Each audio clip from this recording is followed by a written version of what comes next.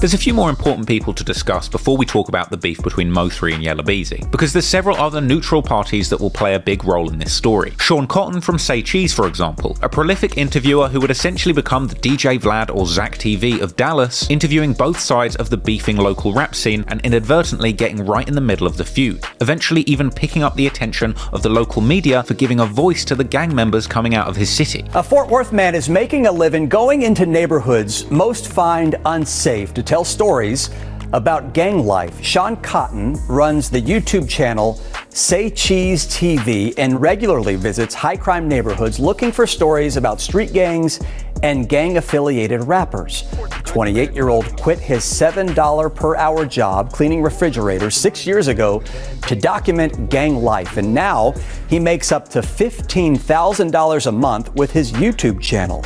He also has deals with advertisers and rap labels through his work on Instagram. But danger is part of the job. Cotton wears a bulletproof vest and got a license to carry after a well-known Chicago blogger, Zach Stoner, was killed doing the same work just last year. I wear, for safety reasons, after my homie Zach TV, got killed, I kind of took in consideration to be more safe when I'm out in, poverty areas doing interviews.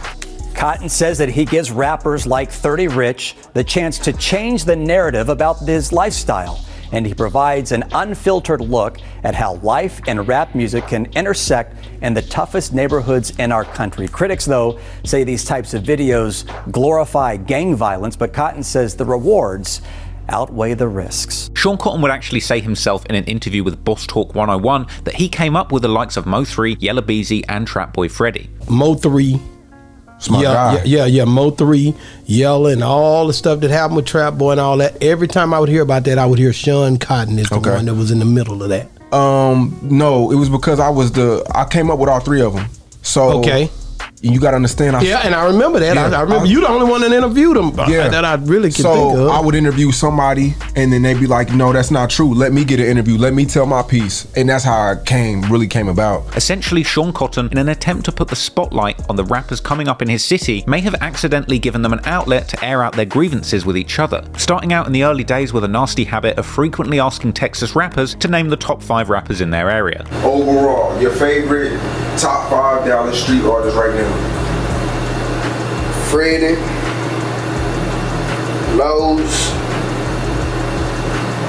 Lil Beto, K Rilla, the Potato Pillar, my mother Suda, my mother Fat Pimp.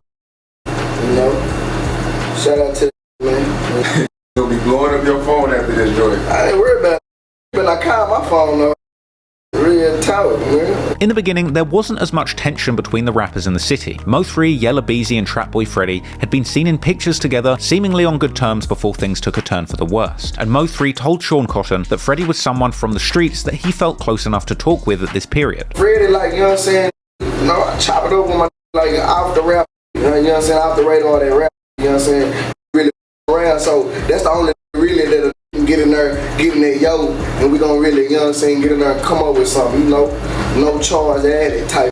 It seemed like only when some of the biggest names in Dallas had emerged from the streets, beginning to get fame and fortune and radio play, that the tension begun to rise. MO3 would claim that his fame in the rap game caused a lot of people to bring their old beefs from the streets into the record industry. Meanwhile, Go Yayo had claimed that when he blew up in music, other people in his city got hypnotized with hatred.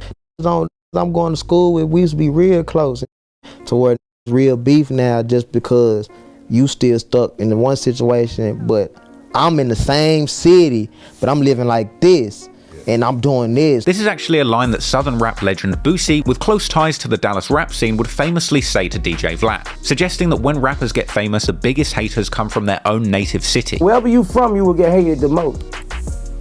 Most rappers die in their own city, man.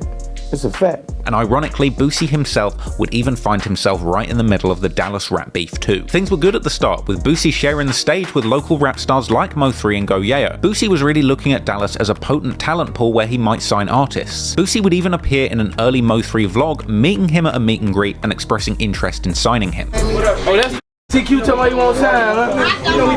Say you gonna make me some money. Oh, my big brother say. Let's get to it. Say you selling out shows around here. on, man. I gotta check you out, man. 100, man. Let's get to it. I gotta check. Let's get us a flick, man. Yeah.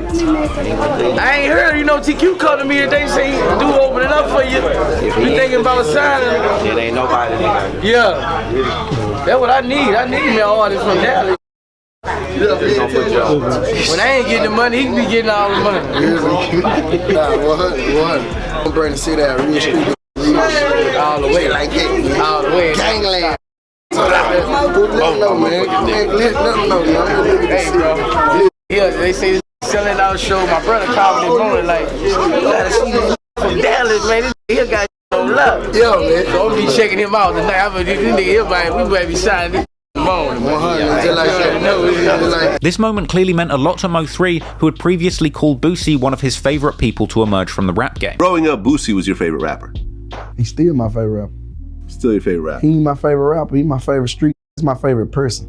He's not a rapper. And after making a personal connection with Boosie Badass, Mo3 would begin to refer to himself as Mo3 Badass, with the name appearing in an alternative cover art to his breakout mixtape Shotters Reloaded. And from there, continuing to release music with Boosie's blessing, like his next project 4 Indictments, which would feature a collaboration between the two, the track What She Said, an explicit thug love anthem which I have no doubt had the ladies of Dallas's panties thoroughly moistened. I've heard Boosie Cologne has the same effect. Anywho, while Mo3 is developing his career and forging deep ties with the rap legend Boosie Badass, Yella Beezy is pushing his forward too. Off the back of his street hit Trap in Designer, he was picking up some buzz, playing shows and doing interviews. And of course checking in with Sean Cotton on his channel, Say Cheese, to reveal his top 5 Dallas rappers at the time too, naming himself, Trapboy Freddy, Go Yayo, Lil Ronnie, and Mo3 in his top 5. There's no reason why you shouldn't. When coming to this city, bro, I bet you I'm one of the names they gonna talk about when they speak on the city. Yella Beezy, give me your top 5. Freddie, Ye, you said DFW or just that? DFW. Lil Yayo, MO3, and I can't forget Lil Ronnie. Right. Clearly at this point he had a lot of respect for his Texas rap peers, but the rap game is competitive, and clearly Yella Beezy saw himself as a first among equals. He was later seen in vlogs outside shows in September 2016, saying that this is his city. If y'all don't know, traveling in the line, y'all already know how we doing, y'all understand me? Oak Cliff America, yeah. Yella Beezy, man, we in here, man. Y'all see what this is my city, man. Y'all already know what it is, man. Oak Cliff America said that meant that stand on that, man, for real. Beezy was still a few months away from dropping his monster hit That's On Me, but through to the end of 2016, he would continue pushing his music forward, dropping his Light Work mixtape on the 7th of October 2016, which included the hit track Going Through Some Things, which sits at 50 million views on YouTube today, with the track including lyrics where Yella Beezy says that people in his city are hating on him because his team are on the rise. The Light Work mixtape was followed by Broke Nights Rich Days on February the 3rd, 2017, and going into 2017 it seemed that everybody in the Dallas rap scene was beginning to see success. Gangsta Love, Mo3's latest mixtape with a female focus, released on Valentine's Day 2017, even coming along with a feature called Gangsta with Trapboy Freddy. And the month after this released, it was announced that Mo3 Badass had signed a full-blown record deal with Epic Records. Mo3 was on his way to the top of the rap game and becoming a household name in Dallas. But behind the scenes, there had been some tension brewing. On May the 2nd, 2017, Mo3 appears in a Say Cheese interview, claiming to have had a misunderstanding with Yella Beezy, but suggesting that they're cool now after having met up and had a discussion. Yella Beezy, y'all cool?